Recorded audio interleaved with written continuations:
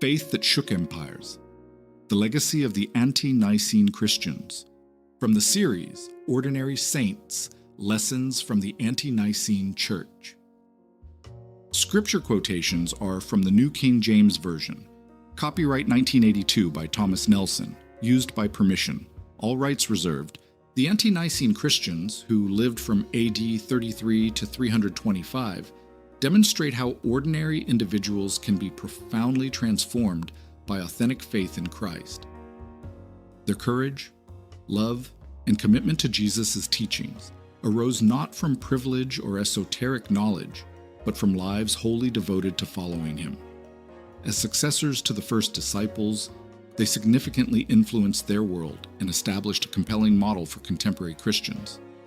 To understand their influence, it is important to examine who the Ante-Nicene Christians were and how their historical context shaped their faith. Ante-Nicene Christians lived prior to the Council of Nicaea in AD 325. Their faith developed amid hardship and persecution rather than comfort. They did not rely on seminaries or formal church structures. Instead, they adhered to the Bible, the teachings transmitted from the apostles, and the guidance of the Holy Spirit. John 14:26, 1 John 2:27.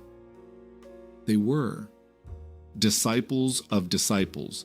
They received instruction from individuals who had learned directly from the apostles, anchored in Scripture. They regarded the Bible as complete and sufficient. They sought understanding from the Holy Spirit rather than altering human traditions. Fluent in context, they lived within the Greco-Roman world, spoke Koine Greek, and engaged with Scripture directly, without the necessity of bridging significant historical or cultural gaps. Unified and scattered, they assembled in homes rather than cathedrals, yet sustained profound unity and faith across diverse regions. Their solidarity was grounded in trust in the Word and the Spirit, rather than in centralized authority or ecclesiastical council. By the early 4th century, Christianity had spread to nearly every province of the Roman Empire and beyond.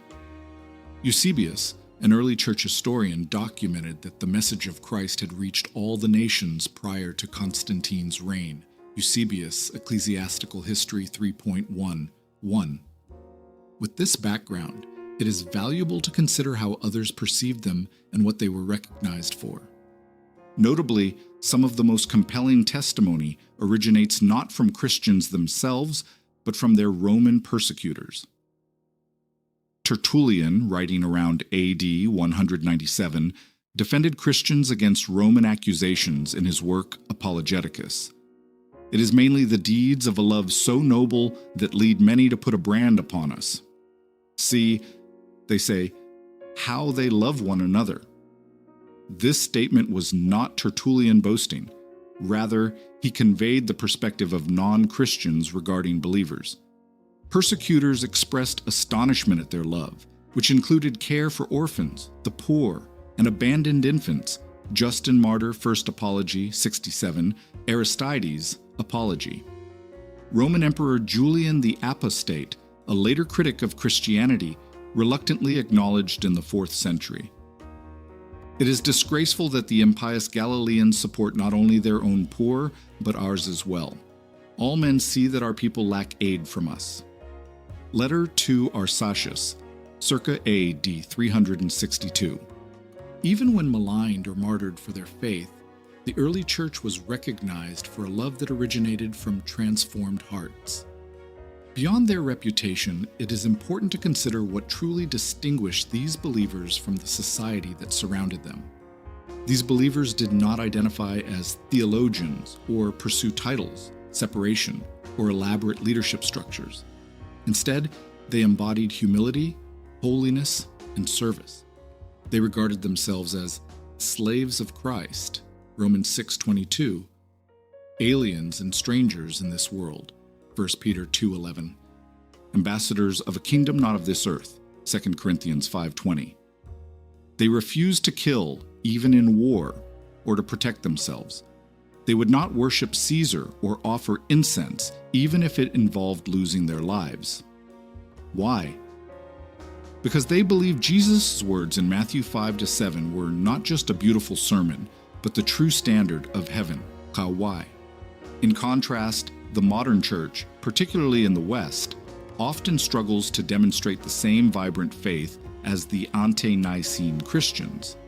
This is because many have exchanged kingdom living for cultural conformity, regarding the Sermon on the Mount as a recommendation rather than as a standard. If we truly belong to Christ as his servants and children, we must return to the radical, holy, and love-filled way of life that characterized the early believers. Our admiration should not be directed toward them, but rather toward the God who empowered them. They overcame him because of the blood of the Lamb and because of the word of their testimony, and they did not love their life even unto death. I do not glorify these early Christians.